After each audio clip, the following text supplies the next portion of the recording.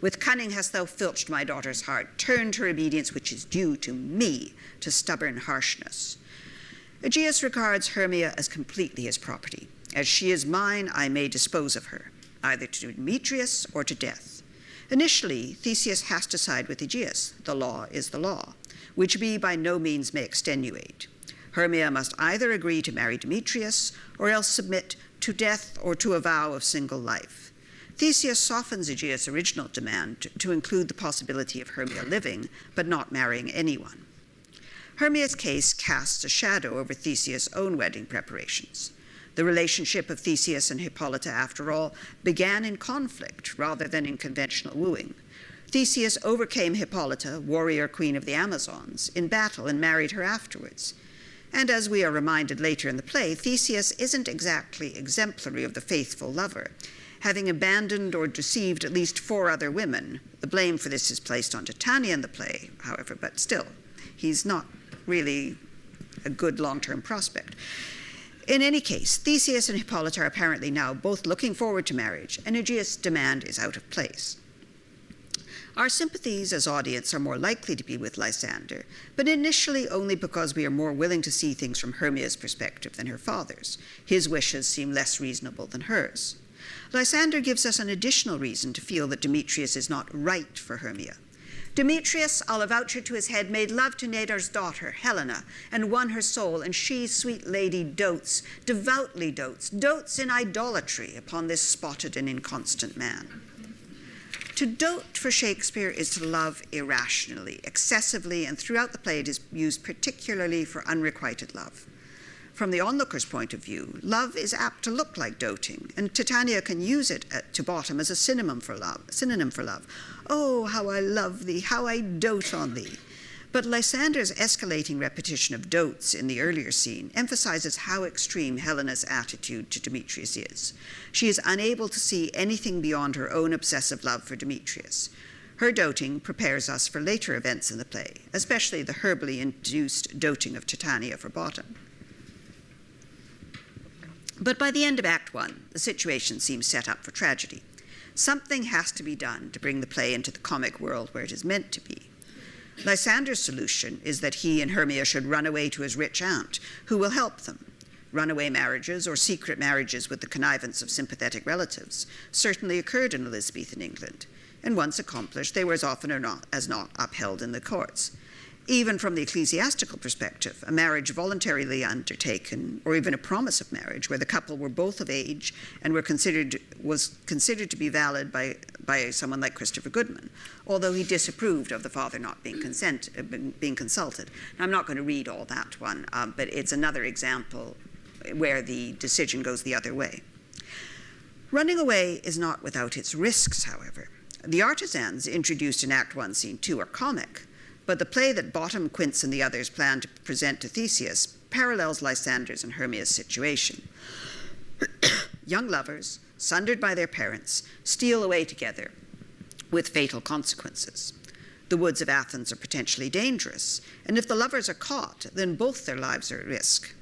Indeed, when they are discovered by Theseus and his court in Act 4, Aegeus, almost incoherent with rage and slightly behind on recent plot developments, demands Lysander's arrest and punishment. Enough, my lord, you have enough. I beg the law upon his head.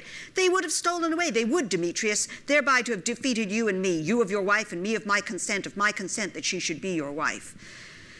So he's not pleased. Demetrius, however, is no longer on Aegeus' side, and leaving Hermia's father isolated, and therefore enabling Theseus simply to overrule him. Aegeus, I will overbear your will, and arrange for a triple wedding. It is interesting that Demetrius, in explaining how his fancy changed from Hermia back to Helena, describes his feelings for Hermia as the remembrance of an idol god, which in my childhood I did dote upon, and his love for Helena as his natural taste. Strictly speaking, he is still under the influence of the love and idleness spell, the only character who's not released from its effects. The reason for this is that in his case, the flower has stopped him from loving irrationally, doting on Hermia, who doesn't return his affection, and restores him to his first love, Helena. True love can accommodate some doting, as long as it is mutual, and as Demetrius's only flaw has been that he has been spotted and inconstant in love, a bit of herbal remedy might not go amiss. The real solution to the lover's problem is found not in escape to another jurisdiction, such as Lysander's aunt's house, nor in the intervention of authority in the shape of Theseus. It is found outside the civilized courtly world, in the potentially dangerous world of the Athenian woods, particularly in the woods as the realm of faerie.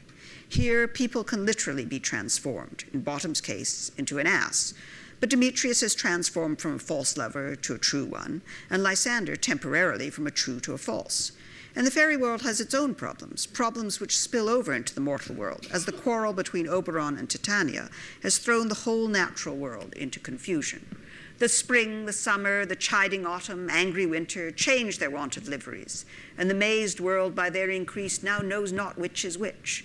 And this same progeny of evils comes from our debate, from our dissension. We are their parents and original. Accusations of inconstancy in love are also thrown about. Titania accuses Oberon of only being in Athens because of his love for Hippolyta, the bouncing Amazon, your buskerned mistress and your warrior love. Oberon retorts by not only accusing Titania of love for Theseus, but reminding the audience that Theseus himself has a string of lovers whom he abandoned, Periguna, whom he ravished, Aeglus, Ariadne, and Antiopa. But the real cause of dissension between Titania and Oberon is another instance of doting.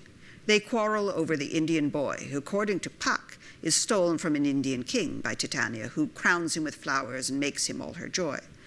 Puck implies that by withholding the boy from Oberon, Titania is preventing him from taking his rightful masculine place in the world. Again, the rights of the father are being defied. Titania's alternative account of how she came by the boy, whose mother was a votaress of my order and died in childbirth, is not incompatible with Puck's account. In some ways, it reminds us of the sympathetic aunt and unsympathetic father in the Hermia-Lysander story. The principal problem is that Titania's fixation on the changeling boy has created a rift between herself and Oberon. As these two are elemental spirits, a quarrel between them affects the entire natural world. Oberon has been seen as a parallel figure to Theseus. In fact, the role is often doubled in production, as is Hippolyta and Titania. One who restores the patriarchal order of the world by putting the rebellious female figure in her proper place. This is probably the mainstream view, but an alternative view points out that the fairy world is often presented in matriarchal terms, with a ruling queen, often with a penchant for kidnapping mortal men, as in the stories of Thomas a Rhymer or Tam Lin. In this interpretation, Oberon would be a rebel against the established matriarchal order, just as Theseus is a conqueror of the matriarchal society of the Amazons. There are certainly several female-run communities mentioned in the play, not just the Amazons, but also female orders, such as that Hermia would be forced to join, or the one that the mother of the changeling boy belonged to. Titania refers to her as a votaress of my order, or even the household of Lysander's aunt. The problem with both views, possibly, is that they treat the relationship between the sexes as one of absolute dominance and submission, whereas Shakespeare here, as in other plays, seems to be more interested in the ideas of mutuality in love and marriage. Even Oberon and Titania raise this possibility in their first encounter. When Oberon asserts his authority as a husband, saying, "Tarry, rash wanton, am not I thy lord?" Titania's retort, "Then I must be thy lady," asserts her right to his exclusive devotion and attention. Whichever view we take, there can be no doubt that Oberon wants to overcome Titania's fixation on the changeling boy. Doting is a problem in the play, but only when it is not directed at the right person. Hermia is as much in love with Lysander as Helena ever was with Demetrius, but her emotion is not doting because it was reciprocated. No one expects love to be rational, but there are degrees of irrationality beyond which it should not go. As Theseus points out, love is by its very nature irrational. Lovers and madmen have such seething brains, such shaping fantasies that apprehend more than cool reason ever comprehends. The lunatic, the lover, and the poet are of imagination all compact. And then we get the lover, all as frantic, sees Helen's beauty in a brow of Egypt. And then we got the description of the poet, who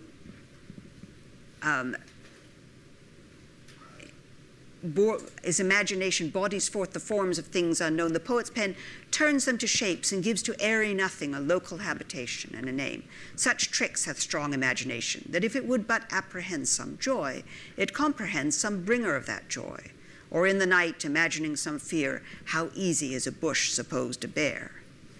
At the heart of this are ideas of subjectivity and perception. How things are seen is confused with what they really are. And of course, eyes are central to both the ideals of love and to the various complications of love in the play. You will remember from The Taming of the Shrew that falling in love at first sight was, at least on stage, a sign of true love. The sleeping eyes of Titania, Demetrius, and Lysander are also the means by which the juice of the little western flower called love in idleness is administered. And the power of this flower, it's wild pansy, by the way, in case you're wanting to try this out. Its botanical name is Viola tricolor. Let me know how you get on. The power is that it will make man or woman madly dote upon the next live creature that it sees. Dote, you will note, not love. For Titania to dote on Bottom with the ass's head is a punishment for and a cure of her earlier doting on the changeling boy.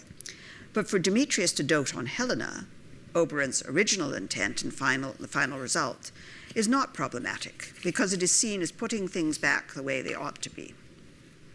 Demetrius' love for Hermia is described as mistaken. He errs, doting on Hermia's eyes. Eyes, again, are both the cause of love and the means by which it is conveyed. Demetrius' love for Hermia is as irrational, as excessive as Helena's for him. Only when he reciprocates Helena's love does her love become acceptable and rational, or at least reasonable. And Demetrius, as I mentioned, is the only one who's not released from the effects of the love juice at the end of the play, because in his case it has restored him to, for want of a better phrase, a rational love. Lysander, on the other hand, under the influence of the flower, erroneously appeals to reason to explain his sudden change of preference from Hermia to Helena. The will of man is by his reason swayed, and reason says you are the worthier maid. Things growing are not ripe until their season, so I, being young till now, not ripe not to reason, and touching now the point of human skill, reason becomes the marshal to my will. So the argument that Lysander presents here that love should be chosen on rational grounds and that he was too young to know what was rationally best for him, these are the kind of arguments that parents would have put forth to justify overruling a child's choice of marriage partner. Where he gets it wrong is that there is no rational difference that makes Helena superior to Hermia, just as he earlier argued before Theseus that Aegeus had no rational grounds for preferring Demetrius to Lysander. Perception and imagination are key elements in love. In the same way that Theseus describes love as enabling the lover to see Helen's beauty in a brow of Egypt, so Helena, in the first scene of the play, is aware that things base and vile, holding no quantity, love can transpose to form and dignity. Love looks not with the eyes, but with the mind, and therefore is winged Cupid painted blind. Nor hath love's mind of any judgment taste, wings and no eyes, figure unheedy haste.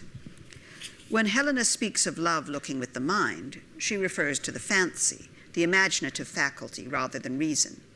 Aegeus' earlier complaint had been that Lysander had stolen the impression of Hermia's fantasy. The lover's imagined ideal is, as it were, projected onto the beloved object.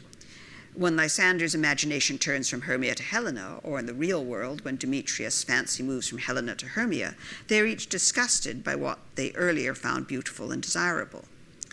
Perception, in particular, can be mistaken in the play, where appearances are repeatedly taken for reality, often on different levels at once.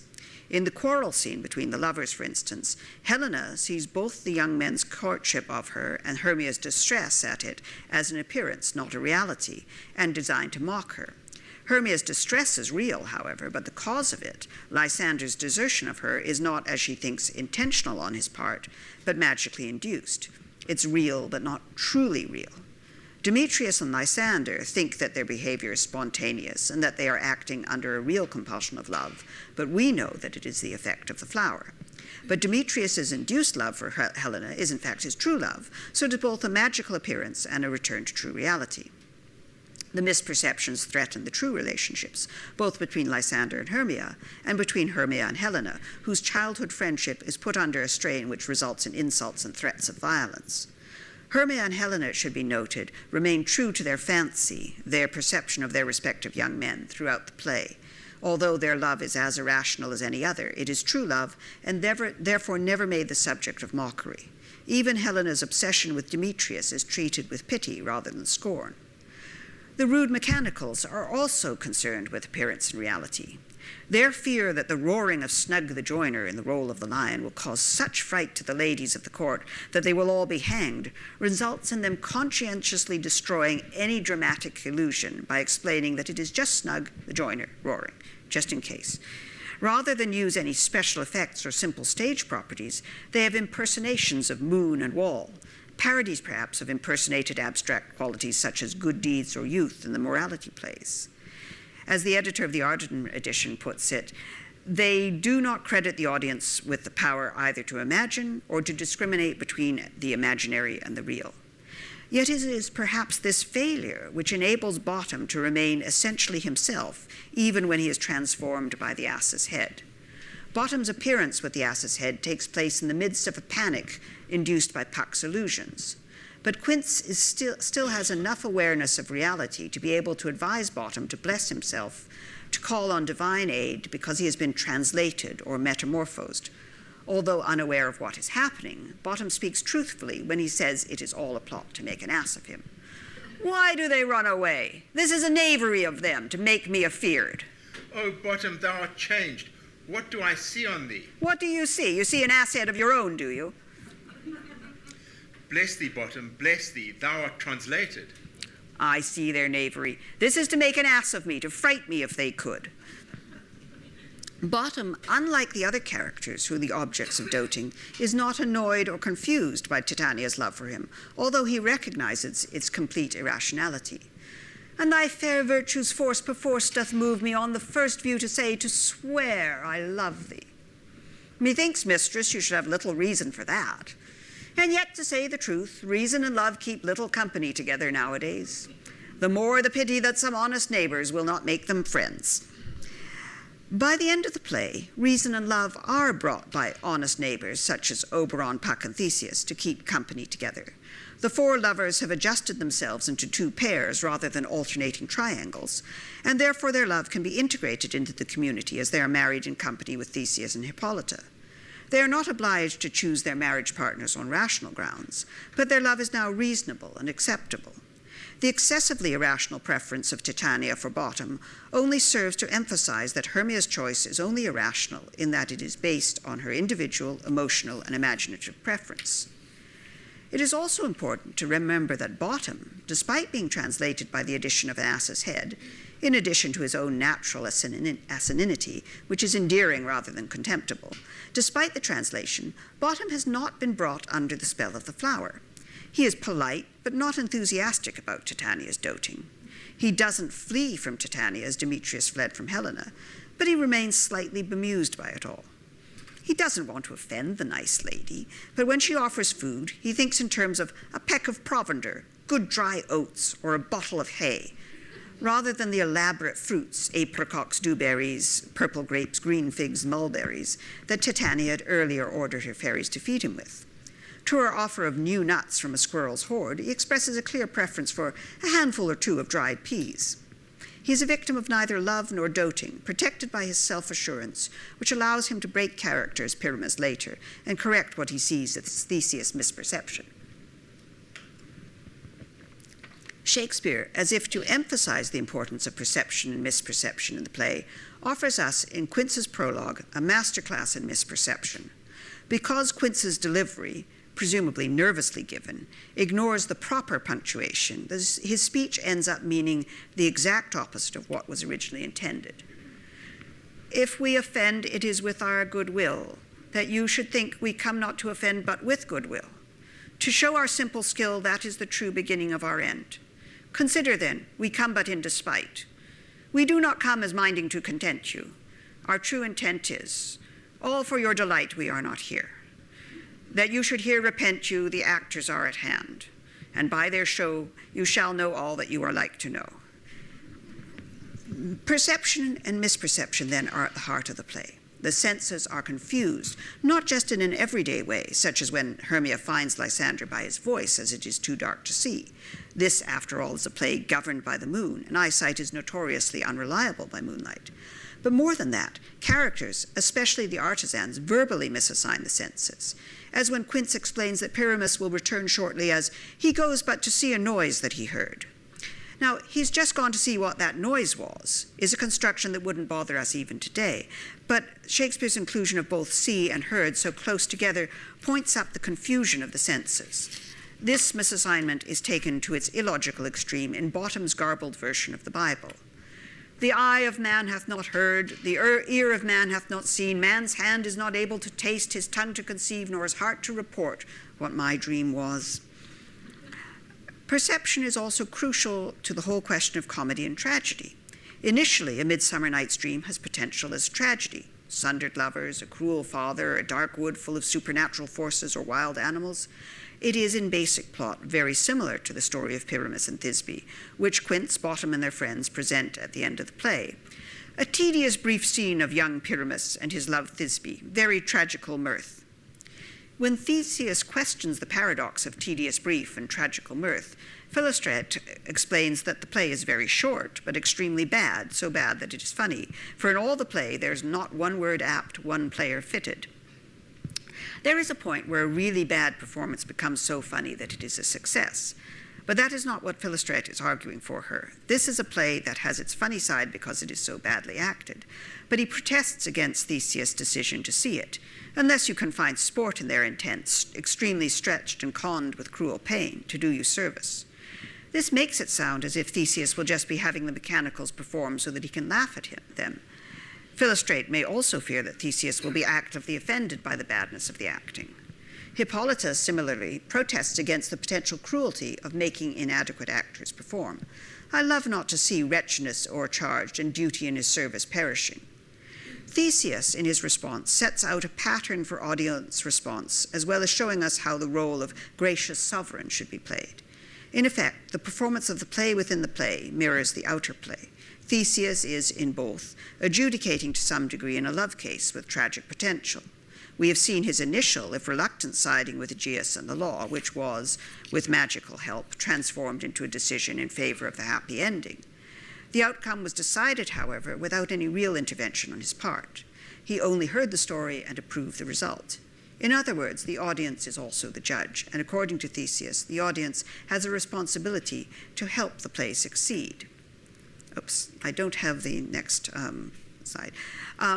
So when Hippolyta again protests, he says, well, that's a greater kindness for us to give them thanks for nothing. And he explains how when he's been on royal progress and people have come and made their speeches, when I've seen them shiver and look pale, make periods in the midst of sentences, similarly to what Quince has done, throttle their practiced accents in their fear, and in conclusion dumbly have broke off, not paying me a welcome. Trust me, sweet, out of this silence yet I picked a welcome. And in a modesty of fearful duty I read as much as from the rattling tongue of saucy and audacious eloquence. Theseus' description of the tongue-tied orator who gets his stops in all the wrong places is almost immediately followed by Quince's prologue, which does exactly that. But we have been primed by Theseus to enjoy the contradictions, interruptions, mistakes, and general nonsense, as we've been doing throughout the play. And of course, a dream is the one reality that can make sense of all these contradictions, that it can encompass the worlds of the lover, lunatic, and poet that Theseus describes. In a dream, a bush can be a bear and a bush at the same time, or shift shape from one to the other as easily as Robin Goodfellow can turn himself into the likeness of a filly foal or that of a roasted crab. In a dream, our mind can cope with these sudden shifts and multiple meanings. So the decision by the lovers at the end of the play to regard their experiences as a dream is the best one they can make. There are times when the only rational thing to do is to accept irrationality. Puck therefore invites the audience to embrace the irrationality of the play rather than dismiss it. If we shadows have offended, think but this and all is mended, that you have but slumbered here while these visions did appear. And this weak and idle theme no more yielding but a dream. Gentles, do not reprehend. If you pardon, we will mend. Now, I I'm going to move on to Much Ado About Nothing, because I've managed to get that one done in 40 minutes, and I think that we can get most of the way through Much Ado. And Anthony, you can just read off the screen with me with this one. Okay, but just pause for a moment for not quite station identification, but I've got to get up the next slide show.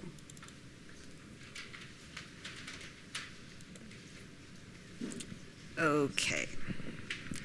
And I've just got to pour myself some more water because my throat is terribly dry today. Okay, everybody holding out all right? Okay. Shall we just wait and have questions generally at the end if we've got time? Okay. All right. With Much Ado About Nothing, we seem to return to a structure familiar from The Taming of the Shrew. Here again, we have two main strands of a plot: the courtship of Hero and Claudio, the serious plot, and that of Beatrice and Benedick, the comic one. Beatrice and Benedick also resemble Katharina and Petruchio in their witty banter and initial antipathy. Like Katharina and Petruchio, they are tamed, in this case by being tricked by others into admitting their secret liking for each other. They are older than the other pair, and Beatrice, like Katharina, is regarded as something of a shrew. But Much Ado About Nothing also brings in a new element to the comedy, a new threat to the happiness of the lovers, Claudio and Hero. They are not threatened by parental disapproval. Both Hero's father, Leonato, and Claudio's overlord, Don Pedro, approve and promote the marriage. Instead, the threat comes from two sources: Don John's intentional and declared villainy, and Claudio's jealous folly. Furthermore, Don John's villainy is motivated by his jealousy of Claudio. There are parallels between Claudio and Othello, Don John and Iago. Essentially, this has the makings of a tragedy, but Shakespeare keeps us from experiencing it as a tragedy. By the time Claudio repudiates Hero at the altar, we already know that Dogberry and the Watch have captured Borachio and Conrade, and that the plot will be uncovered. For modern readers and audiences, the major question that the play raises revolves around the question of why Claudio and Don Pedro, and even Leonato initially, so easily believe Don John's slander of Hero, and why Claudio rejects her so publicly and so violently. In other words, why is Claudio such an idiot? Why does nobody try to find out what really happened? Even Lewis Carroll, writing to Ellen Terry in the 19th century, points out that Hero could surely easily have established where she had slept on the night in question. If she didn't share a room with Beatrice, Beatrice would at the very least have known where she was sleeping. Well, granting that Hero slept in some other room that night, why didn't she say so? When Claudio asked her, "What man was he you talked with yesternight, out at your window betwixt 12 and 1? Why didn't she reply, "I talked with no man at that hour, my lord, nor was I in my chamber yesternight, but in another, far from it remote"? And this she could prove by the evidence of the housemaids, who must have known that she occupied another room that night. Sorry, I had a slide for that one. Now, a situation that even Lewis Carroll found absurd needs explaining. Claudio's repudiation of Hero at what was supposed to be their wedding seems deliberately cruel and not absolutely necessary. In one of Shakespeare's main sources, Bandello's La Prima Parte delle Novelle, Novella 22, Sir Timbreo, the equivalent of Claudio, simply arranges for the match to be broken off without explanation. Claudio's wish to humiliate Hero publicly, his sense of shock, outrage even at her supposed behavior, bring the play very near to tragedy. The story of the lover who is deceived into thinking that his beloved is unchaste was both ancient and widespread. Tranio, you remember, makes use of a similar technique to convince Hortensio that Bianca is in love with Cambio, a mere schoolmaster. We know that it is all right, as Cambio is really Lucentio and his intentions are honorable, but Hortensio sees her behavior as unchaste and promptly decides to have nothing more to do with her. Her reputation is potentially seriously compromised. And this brings us back to the ideas of patriarchy and the importance of preserving female chastity. If descent and relationship are reckoned through the male line, then female chastity becomes much more important than male chastity. It is, as Lancelot Gobbo says in The Merchant of Venice, a wise father that knows his own child. Nobody in the world of the play, presumably, condemns the father of Don John, who is also the father of Don Pedro, for fathering an illegitimate child. For his mother, it might have been a very different story. Containing and protecting female chastity through marriage and an insistence that the female pass directly undamaged from one male protector, the father, to another, the husband, was a way of ensuring that titles and property passed from the right father to the right son. But male chastity was not so jealously guarded, with the result that female chastity is under threat from unauthorized males who will either steal the daughter from her father, as we have seen already in The Taming of the Shrew and A Midsummer Night's Dream, or who might seduce the wife from the husband, giving him the metaphorical horns of a cuckold. Cuckoldry, as at the very least an inevitable risk associated with marriage, is a repeated motif in the play, and functions by the end as an additional bond between the men.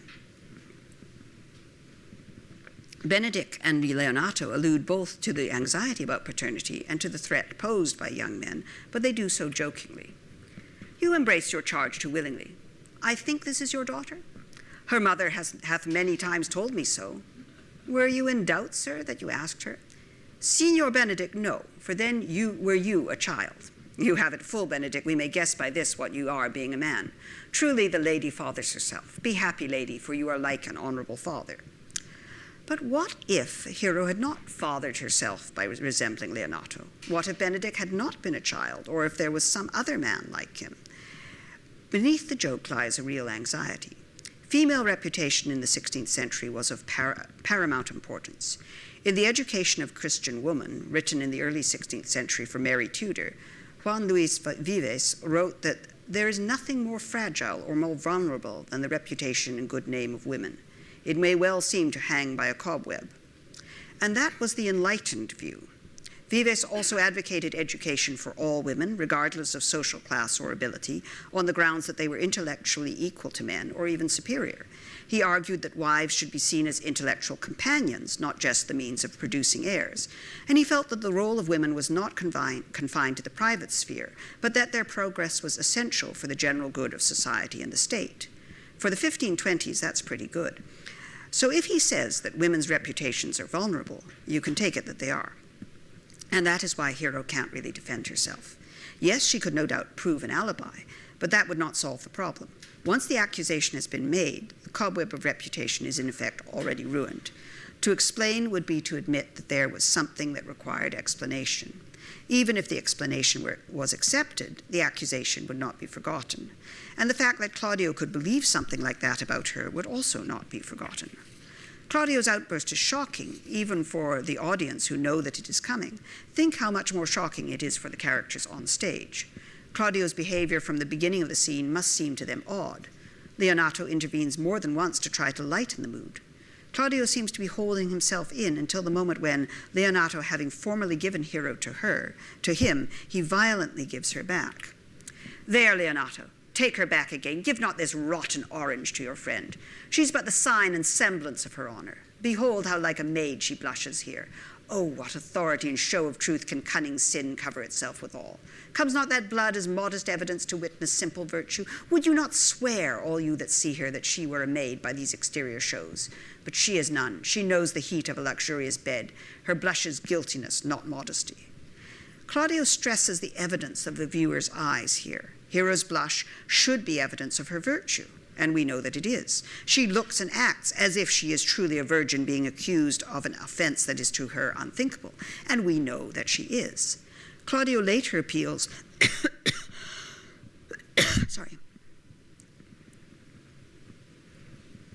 Claudio later appeals to the evidence of his own eyes, having, as he thinks, seen Hero talking to a man at her chamber window. Then he was manipulated into misinterpreting the evidence, or rather the evidence was faked. Here he again misinterprets the evidence, reading it correctly, but simultaneously rejecting it. Claudio is admittedly not very good at reading a situation, at least where love is concerned.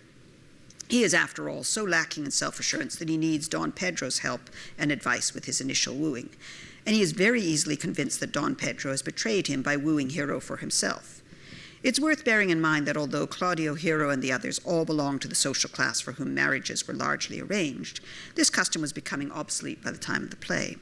Most of the people in the audience would expect to have some say in their choice of marriage partner.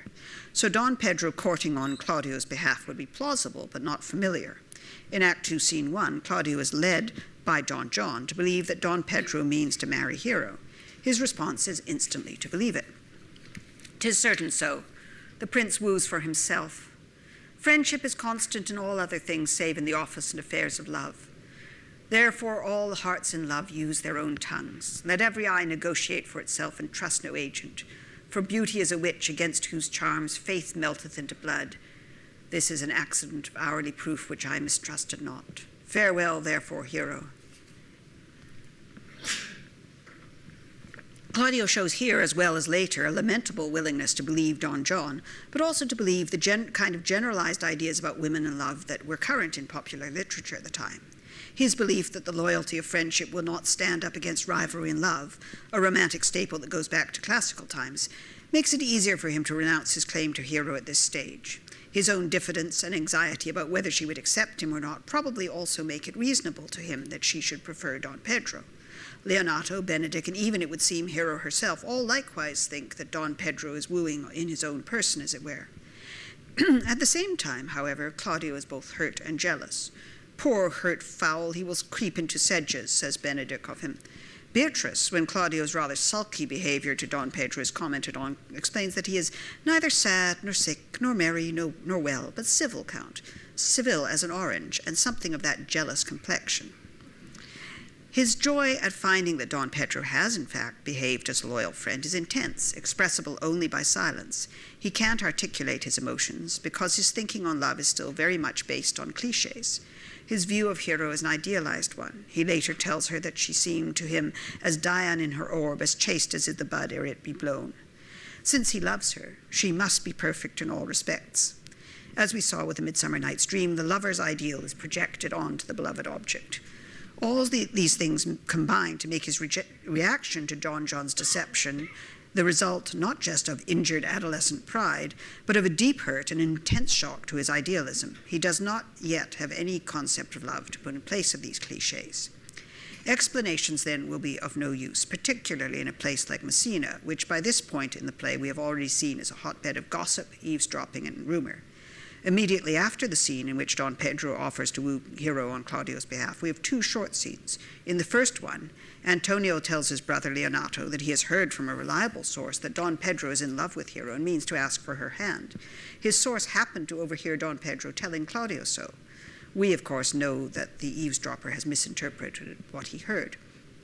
Then we have Baraccio telling Don John a more accurate version of the conversation, which he overheard because he hid behind an arras. No conversation in Shakespeare can be truly private if there is an arras anywhere in the vicinity. This is a play in which the characters watch each other, benevolently or malevolently, as the case may be. The very title, Much Ado About Nothing, probably contains a pun on noting, in the sense of taking notice of, listening to. Nothing was pronounced with a long O, nothing, and a TH was much more like a T, as in the modern Irish pronunciation, so nothing and noting would be very similar. So the two words sound very much alike. Much of the plot depends on what characters overhear and how they interpret it. The spoken and the heard word are both central to the various misunderstandings that make up the plot of the play. In this society, where words are heard, repeated, garbled, and misinterpreted, Hero cannot clear her name simply by words, especially as a talkative woman is potentially froward, either in the sense of being a shrew or being immodest. Hero, after all, is a relatively silent character. She talks mainly to other women, and in private, not publicly to men, as Beatrice does. During the masked ball scene, and before it, when Leonato is giving her instructions on how to receive Don Pedro's supposed courtship, she says nothing, and it is left to Beatrice to suggest the possibility of Hero having a choice in the matter. Yes, Faith, it is my cousin's duty to make curtsy and say, Father, as it please you. But yet for all that, cousin, let him be a handsome fellow, or else make another curtsy and say, Father, as it please me. Even after Claudio's love has been declared, we are only told by Beatrice that Hero tells him in his ear that he is in her heart. Dying, the ultimate silence, is for Hero partly a refutation and partly an escape. Shakespeare's made several changes to his source stories to emphasize the purity of the lovers, their idealism, and the resulting shock that they experience when doubts are cast on their ideals.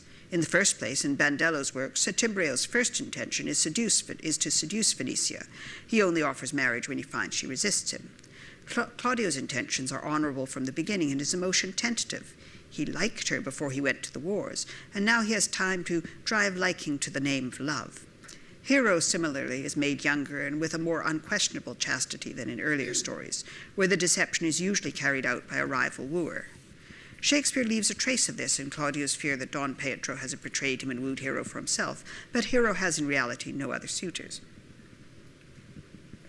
Beatrice and Benedick, on the other hand, are older and more self-confident than Hero and Claudio. Unlike Katharina and Petruchio, we don't see them meeting for the first time. Both set themselves up as opposers to love, or at least of marriage.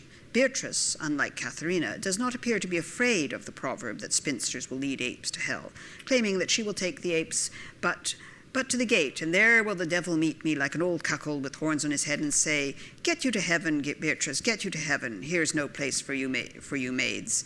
So I deliver up my apes, and away to St. Peter for the heavens. He shows me where the bachelors sit, and there live we as merry as the day is long." The horned devil is here linked with married men, but jokingly. When Leonato calls her shrewd or Antonio calls her cursed, she is able to take this as a joke as well, a thing which Katharina was not confident enough to do. There is certainly less animosity in their accusations of shrewishness than in those leveled at Katharina, but both she and Benedick protest just a little too much about their total antipathy to love. Certainly Beatrice keeps bringing up Benedick's name, and her jibes do serve the purpose of getting his attention. It would seem that there is something behind the merry war between them, as Beatrice's lines in Act 2, Scene 1 suggest. "Come, lady, come, you have lost the heart of Signor Benedick. Indeed, my lord, he lent it me a while, and I gave him use for it, a double heart for his single one. Marry, once before he won it of me with false dice, therefore your grace may well say I've lost it." Beatrice evidently feels that Benedick has let her down in some respect, and definitely does not want him to think that she is in love with him. Benedick himself reveals early in the play that his misogynistic attitude to marriage is a role he plays of speaking after my custom as being a professed tyrant to their sex. Part of Benedick's problem is that he has created a misogynistic persona for himself and then become trapped in it. He may, of course, suffer from what would nowadays be called fear of commitment. Marriage is something to be laughed at, something that happens to other men. The jokes about cuckoldry, the shared laughter of the men, create a community between them from which women are excluded. Yet Benedick also shows that he is not unaware of Beatrice, comparing her favorably to Hero. There's her cousin, and she were not possessed with a fury, exceeds her as much in beauty as the 1st of May doth the last of December. In their first encounter, there are pains to stress that neither of them they're each at pains to stress that neither of them is at all interested in love, and particularly not in the love of each other.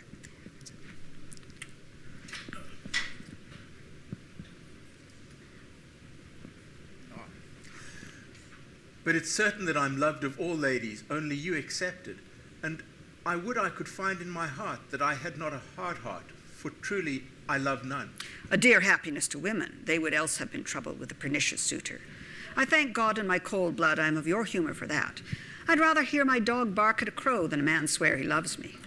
God keep your ladyship still in that mind, so some gentleman or other shall scape a predestinate scratched face. That was read with a little too much feeling. In the classic staple of romantic comedy, they think they hate each other, but they are secretly attracted and don't want to admit it. Nemesis is inevitable. Don Pedro spots it immediately. She cannot endure to hear tell of a husband. Oh, by no means. She mocks all her wooers out of suit.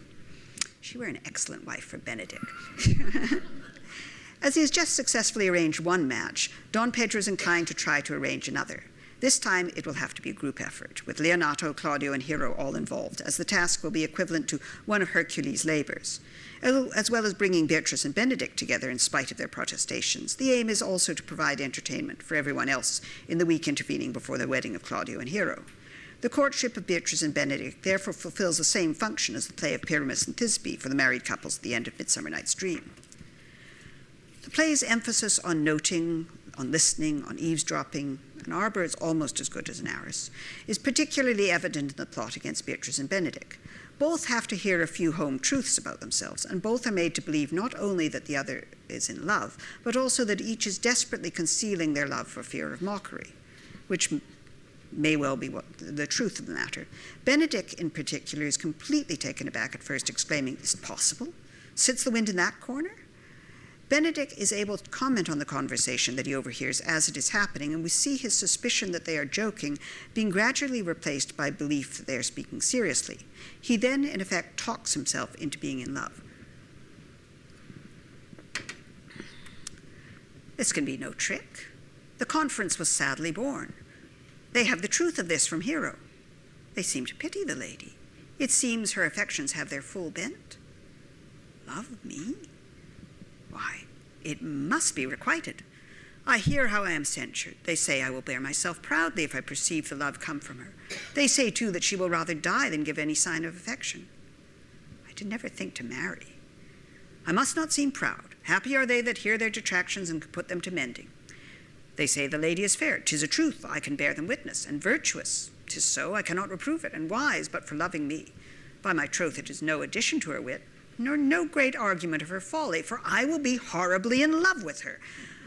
I may chance to have some odd quirks and remnants of wit broken on me because I have railed so long against marriage, but doth not the appetite alter? A man loves the meat in his youth that he cannot endure in his age. Shall quips and sentences and these paper bullets of the brain awe a man from the career of his humor? No. The world must be peopled. When I said I would die a bachelor, I did not think I would live till I were married. Here comes Beatrice. By this day she's a fair lady. I do spy some marks of love in her. Benedick's change of mind is not perhaps only the result of what he hears. At the beginning of the scene, he has already been pondering Claudio's change from scorner of love to a fool in love. He glimpses, as it were, a remote possibility that he might be converted and see with these eyes, but thinks it unlikely. Although he can admire various qualities in individual women, he maintains that till all graces be in one woman shall not come in my grace. And of course, he thinks he knows exactly what he is looking for in a woman. Rich she shall be, that's certain. Wise, or I'll none. Virtuous, or I'll never cheapen her. Fair, or I'll never look on her. Mild, or come not near me. Noble, or not I for an angel. Of good discourse, an excellent musician, her hair shall be of what color it please God. Several of these qualities are repeated later and attributed to Beatrice by Don Pedro and the others in the eavesdropping scene, and Benedick acknowledges the truth of them. Mild, however, is not a characteristic that he or anyone else specifically associates with Beatrice. Like Katharina, she is described as a haggard or wild hawk. Unlike Katharina, Beatrice is willing to be tamed, even to tame herself. She also finds the idea of love much more congenial than Benedick did, even breaking into rhyme. What fire is in my ears? Can this be true? Stand I condemned for pride and scorn so much? Contempt farewell and maiden pride adieu. No glory lives behind the back of such. And Benedick, love on, I will requite thee, taming my wild heart to thy loving hand. And so on and so forth. By the middle of the third act, the love affairs of the two subplots seem to be heading in different directions. The seemingly insuperable obstacle, themselves, to the love of Beatrice and Benedick has been surmounted with almost suspicious quickness. And even though they have not revealed their love to each other, we anticipate a happy ending. The relatively uncomplicated love of Claudio and Hero, however, is about to take a decidedly tragic turn with the help of Don John. One of the objections made against Claudio is that he believes Don John too easily, never expressing any anger against his accusation, never showing any trust in Hero's virtue. Both he and Don Pedro are apparently easily persuaded of the possibility of Hero's infidelity. There are a number of reasons, not necessarily excuses, for this. Most of all, we must not underestimate the effectiveness of Don John's hypocrisy. Hypocrisy, especially on stage, is virtually impossible for the victim to detect. Don John furthermore appeals to the bonds of patriarchy and masculine fellowship. He refers to Don Pedro as his lord and brother, and deflects Claudio's possible suspicion of his motives by acknowledging that such suspicion could exist. You may think I love you not. Let that appear hereafter, and aim better at me, by that I now will manifest. Claudio has not yet successfully moved from the world of male comradeship to the new, unfamiliar, and as we have seen from Benedick's speeches earlier, potentially frightening world of marriage. In the comradeship of the wars, the men can share their belongings, but when that is applied to Leonato's hero, your hero, every man's hero, it is quite a different matter, and it is easier to blame the unfamiliar world, Hero, than the familiar one, men. Claudio and Don Pedro are mistaken to trust Don John and to accept his interpretation of the scene at Hero's window, but the mistake is a logical one in the circumstances. It is all the more significant, then, that Benedick, when faced with a similar choice in the wedding scene, chooses to stay with Beatrice rather than leave with Claudio and Don Pedro. His remark, "This looks not like a nuptial," expresses his bewilderment and possibly tries to lighten the atmosphere, but it is completely ignored by the other characters, whose lines continue as if he had not spoken. When the three accusers leave, he remains to ask, "How doth the lady?" and later makes the first practical attempt to find out the truth, asking if Beatrice had been Hero's bedfellow the previous night. Although Leonato takes Beatrice's negative as proof of Hero's guilt, Benedick does not. The friar, meanwhile, has observed Hero's behavior and interprets it as indicating innocence, reading the same evidence that Claudio saw, but interpreting it correctly. Benedick is then the first to suspect Don John, described here as the bastard for the first time. It is in the midst of all this anguish and doubt over the broken wedding that Beatrice and Benedick are finally able to admit that they love each other. Beatrice, who earlier had laughed at the idea that her life might be incomplete without a man, now wishes that she were a man so that she can undertake the duty of avenging the slander of her cousin. Is it not approved in the height of villain that hath slandered, scorned, dishonoured my kinswoman? Oh, that I were a man! What? Bear her in hand until they come to take hands, and then with public accusation, uncovered slander, unmitigated rancour. Oh, God, that I were a man! I would eat his heart in the marketplace.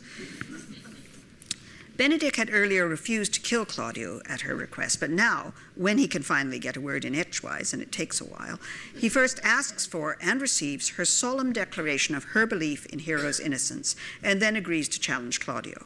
In other words, he is acting here as her champion in a trial by combat. Beatrice's earlier "kill Claudio" had made the killing a matter of vengeance, which Benedick cannot agree to, but her absolute certainty in Hero's innocence makes it a matter of justice, and he chooses to believe Beatrice's testimony over that of Claudio and Don Pedro, which he realizes may be tainted by Don John. Sorry, I need more water.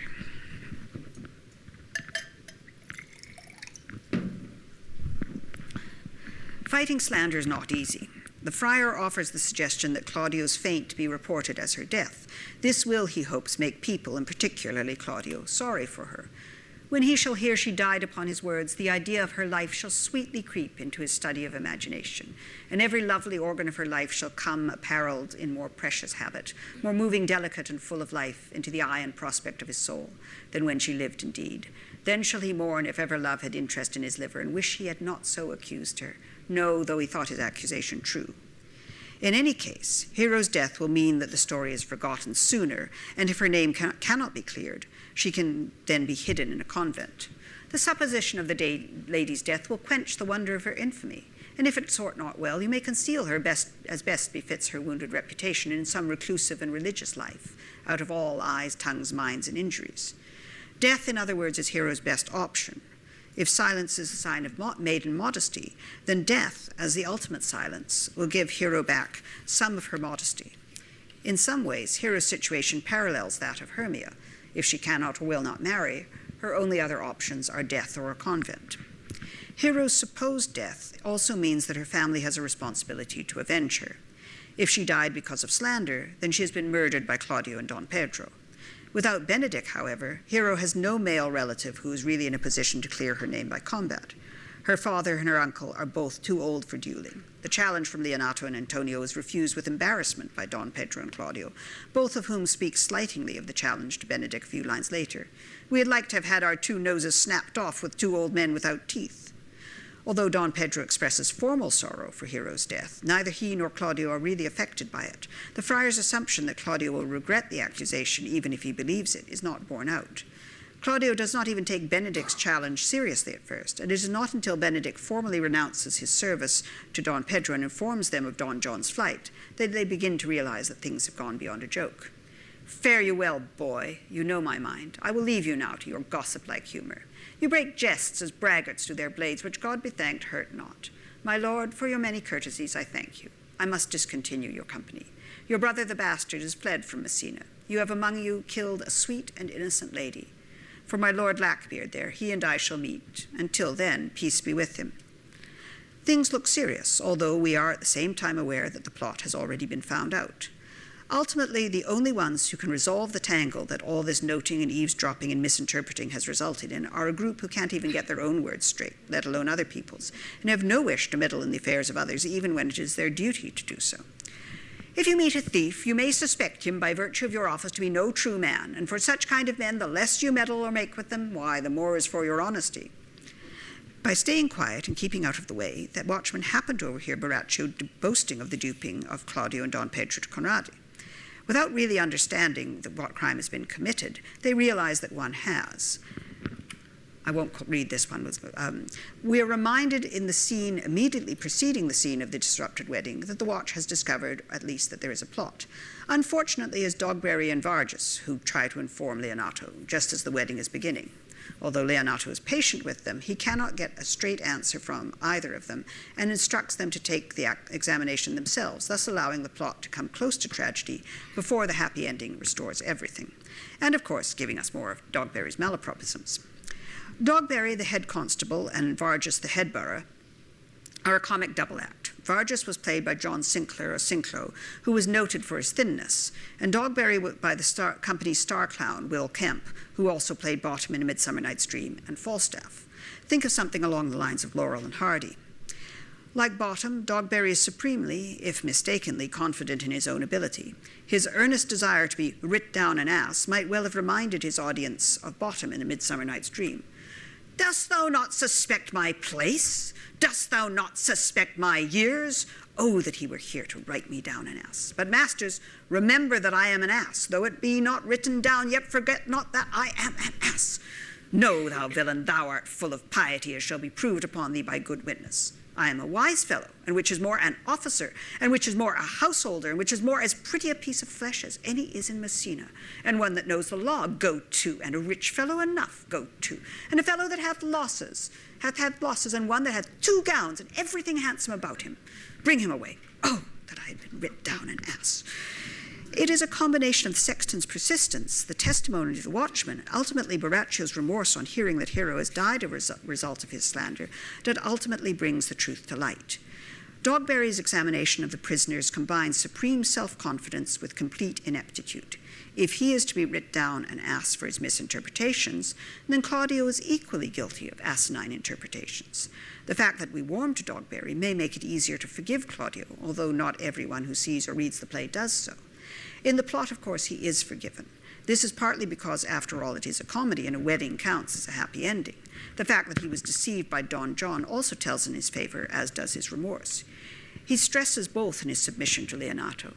I know not how to pray your patience, yet I must speak. Choose your revenge yourself. Impose me to what penance your invention can lay upon my sin. Yet sinned I not, but in mistaking.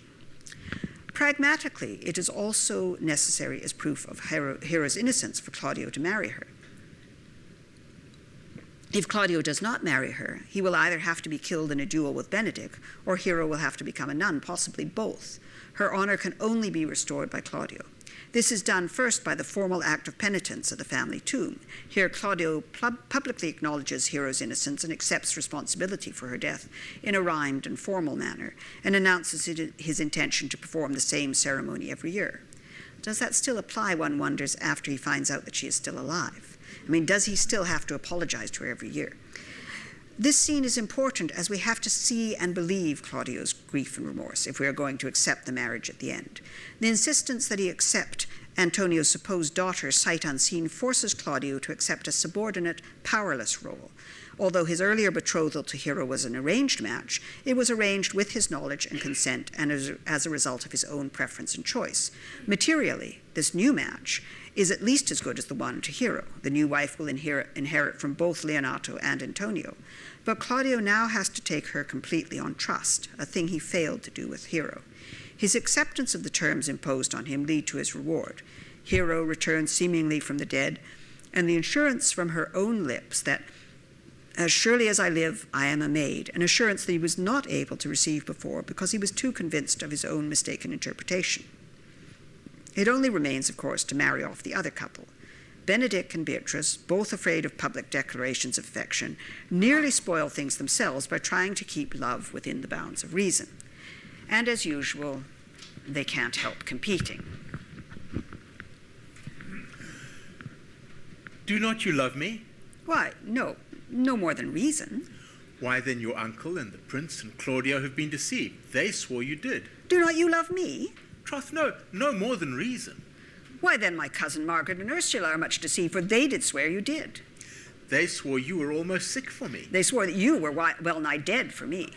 'Tis no such matter. Then you do not love me? Oh, truly, but in friendly recompense. Fortunately, in an Elizabethan context, an infallible sign of true love is the writing of poetry, particularly sonnets, particularly bad sonnets, and Beatrice and Benedick are both found to be guilty. This is not entirely a stage convention, as there is evidence that Elizabethans did write spontaneous sonnets and that these